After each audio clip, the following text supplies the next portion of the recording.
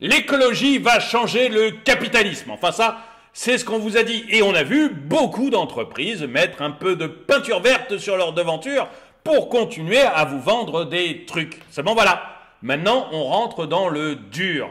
L'écologie maintenant c'est surtout représenté par l'escrologie. Vous savez, c'est vert pastèque, des gens qui sont verts à l'extérieur, rouges à l'intérieur. En fait, ils n'ont pas vraiment le souci de l'écologie. Tout ce qui les intéresse, c'est de renverser le capitalisme. Avant, ils se prétendaient communistes, mais maintenant, c'est tellement ridicule de se prétendre communiste. On a vu comment finissent tous les pays communistes. Eh bien, tous les pays, hein, il n'y en a pas un seul qui a réussi.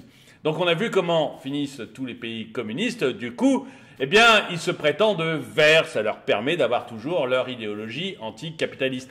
Mais voilà, l'escrologie est devenue un peu trop envahissante. Et vous avez de plus en plus d'entreprises, et notamment des banques, qui disent « Flûte ! Maintenant, arrêtez de toucher à nos sous-sous !» Bonjour et bienvenue dans cette nouvelle vidéo de DME en direct. Comme toujours, si vous n'êtes pas abonné, bien, je vous suggère de le faire et de cliquer sur la cloche pour être prévenu lorsque je sors une nouvelle vidéo. Et si vous voulez aider la chaîne, eh bien, vous pouvez aller dans la boutique de la chaîne, soit en cliquant dans la description de la vidéo, soit en allant sur l'onglet boutique, dans la boutique de la chaîne, où bien, vous trouverez des magnets, des t-shirts, des polos, des tasses à café et plein d'autres choses qui vont, que vous pouvez acheter pour Noël ou pour d'autres occasions. Et voilà, on touche un peu d'argent là-dessus et franchement, ça aide bien la chaîne, donc merci à vous de le faire. Surtout que, honnêtement, c'est des produits de très bonne qualité, donc n'hésitez pas. On va voir cet article qui m'a été envoyé par David, et merci à David de m'avoir envoyé l'article. 4 banques quittent l'initiative pour le climat, Science Based Target, selon des sources.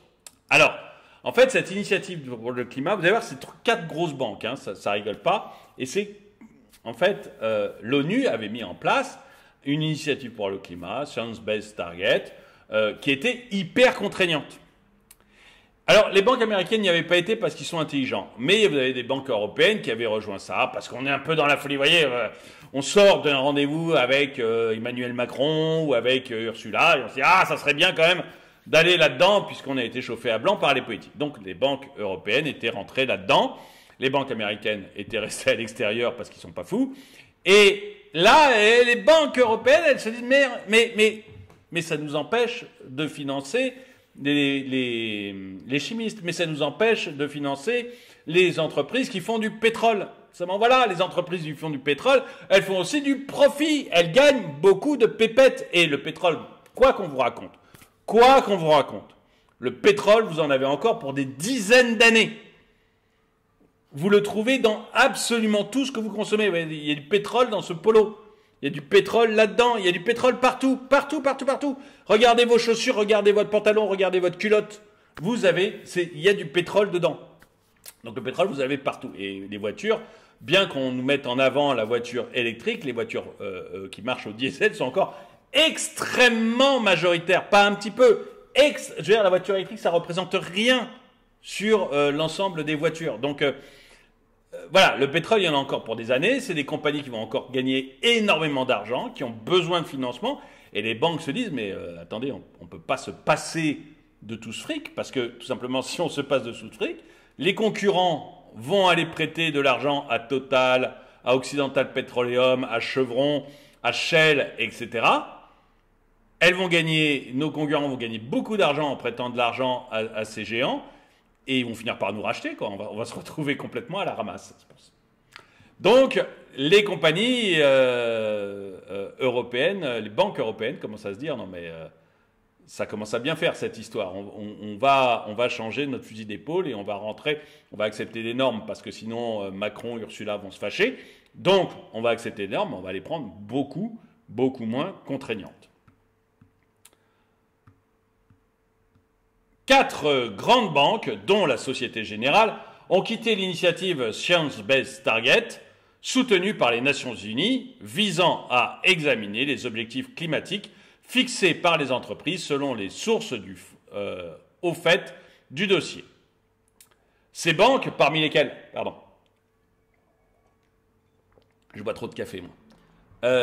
Ces banques, parmi lesquelles figurent aussi Standard Chartered, HSBC et ABN AMRO, ont renoncé à faire valider leurs objectifs par la SBT, car elles redoutent, vous savez, tous ces trucs comme le SBT, etc., en fait, c'est tenu par des escrologues.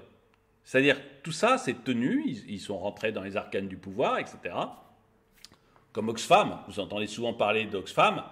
Oxfam, il n'y a pas plus orienté politiquement qu'Oxfam.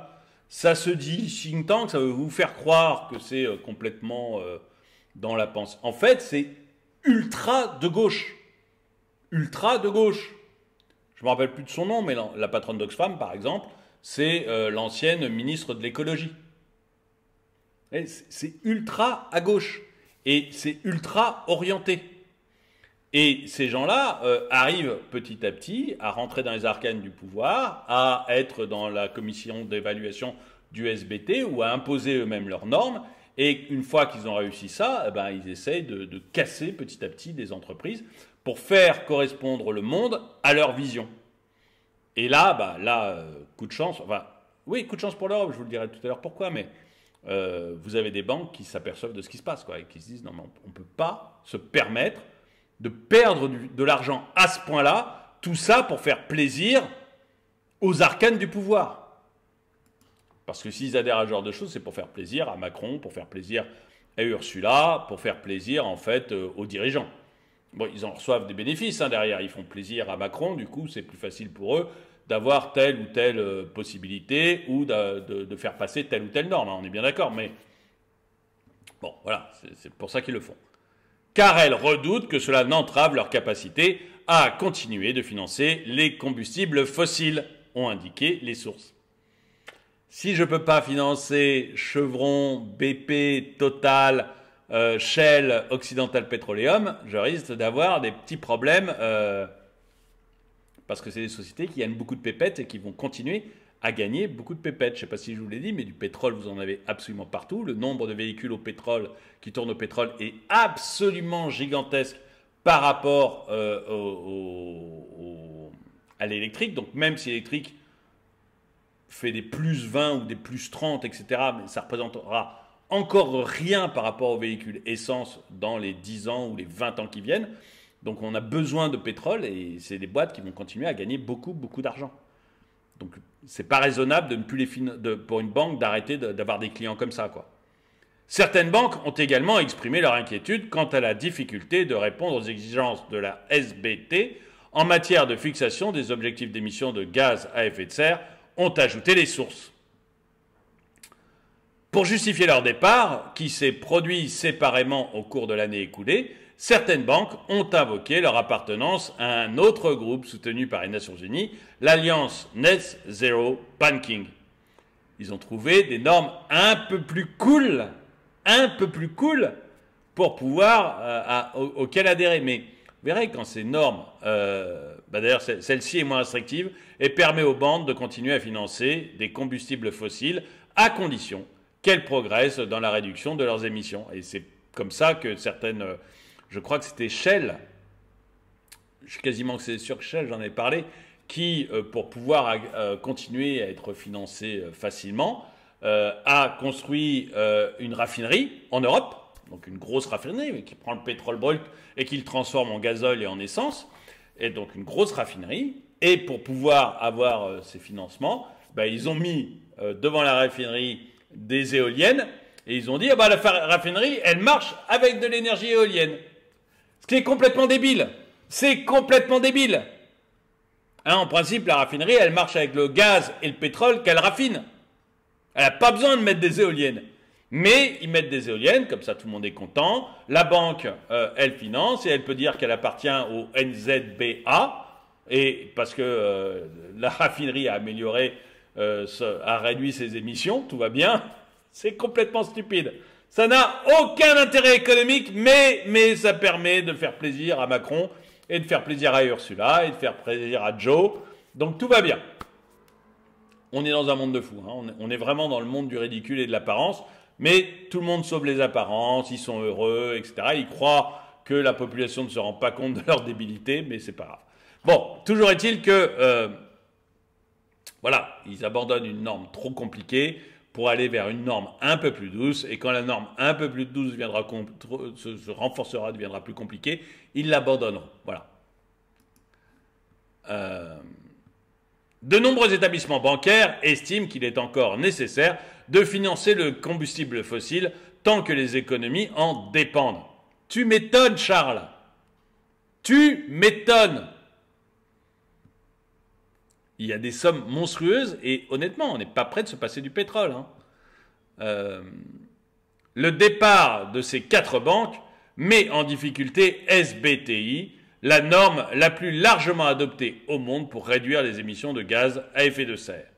Lancée en tant qu'organisation à but non lucratif, SBTI a certifié les objectifs d'émissions de près de 4000 entreprises dans le monde comme étant conformes à l'accord de Paris sur le climat visant à limiter le réchauffement de la planète de 1,5 degré Celsius. Je ne reviendrai pas là-dessus, c'est totalement stupide, peu importe. La SBTI, enfin je vais très vite en disant que c'est complètement stupide, mais ces accords de Paris... bon.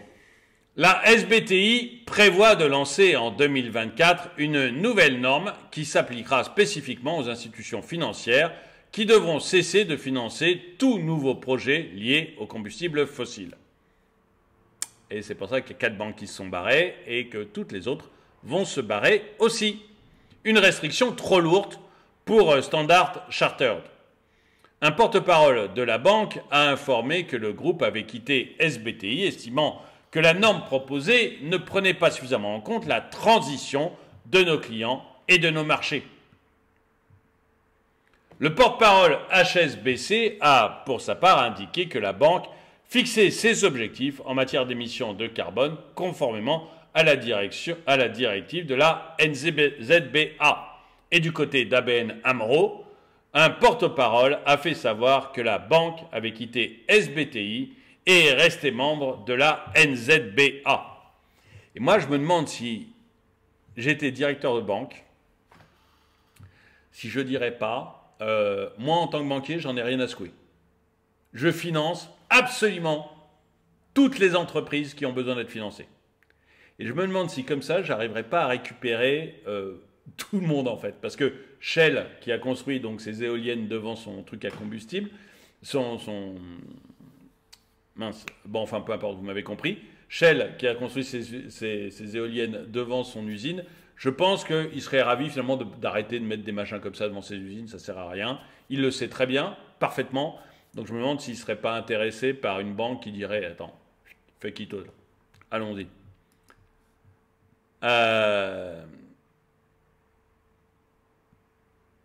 Un porte-parole de la Société Générale, je vous ai dit, moi je pense pas là. En fait, je cherche les choses qui marchent, pas les trucs... green, je jette jamais un papier par terre, jamais un sac plastique, je fais hyper attention.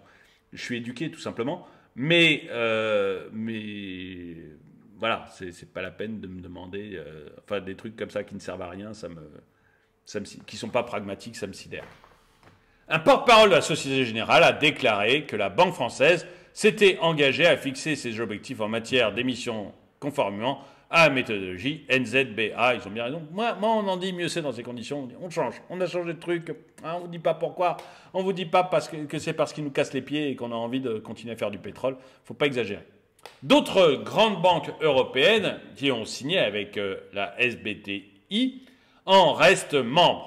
C'est le cas du Crédit Agricole, ING, BBVA et Swedbank, qui ont toutes déclaré à Reuters être attachées à la validation par la SBTI de leurs objectifs en matière d'émissions. Ok, on verra combien de temps ça dure. Quand ils se seront fait racheter par un Américain ou par leur... Enfin, Crédit Agricole ne peut pas être racheté, et c'est une des 10 plus grandes banques du monde, donc on n'y touchera pas, mais les autres, on verra combien de temps ils ont encore leur idée, ou même quand Crédit Agricole aura perdu sa place de 10e mondial, on verra combien de temps il continuera à faire ce genre de rigolade.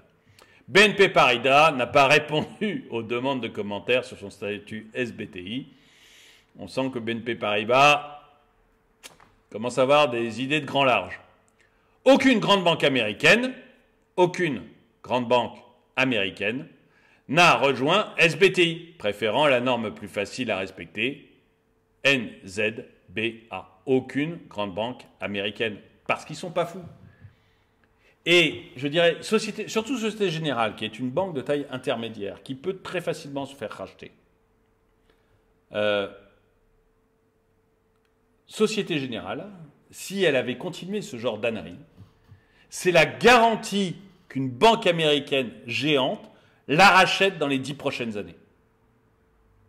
En fait, si vous vous contraignez à des normes qui ne sont pas logiques, c'est-à-dire type jamais je ne financerai Total, jamais je ne financerai Shell, alors que ce sont des entreprises mondiales absolument géantes, qui ont des besoins en financement absolument géants et qui sont hyper solides comme clients. Si vous dites je ne veux pas comme client des gens aussi géants, eh bien vous les donnez à vos concurrents, en l'occurrence les banques américaines qui ne sont pas folles et qui n'ont pas signé ce genre de truc. Les banques américaines remportent le marché, gagnent de l'argent et ont des sous qui rentrent en énormes jusqu'à ce qu'ils aient suffisamment d'argent pour vous racheter vous. Et c'est ce qui pourrait arriver à des sociétés générales, etc. Dites-moi ce que vous en pensez. Est-ce que vous pensez comme moi que toutes ces normes, en fait, il faut absolument en sortir, se tenir très très loin de ces normes uniquement pour pouvoir continuer à faire du business, à gagner de l'argent? Ou est-ce que vous pensez que non, il faut absolument arrêter le pétrole, stop oil, comme disent tous ces jeunes qui portent des baskets remplies de pétrole, stop oil, et il faut faire la chasse à Total, à Shell, à Chevron, et les empêcher de se développer en leur coupant les crédits. Dites-moi ce que vous en pensez. En tout cas, merci d'avoir regardé cette vidéo. Merci à ceux qui aident la chaîne en allant sur la boutique. Partagez la vidéo, likez-la, et moi je vous dis à très bientôt.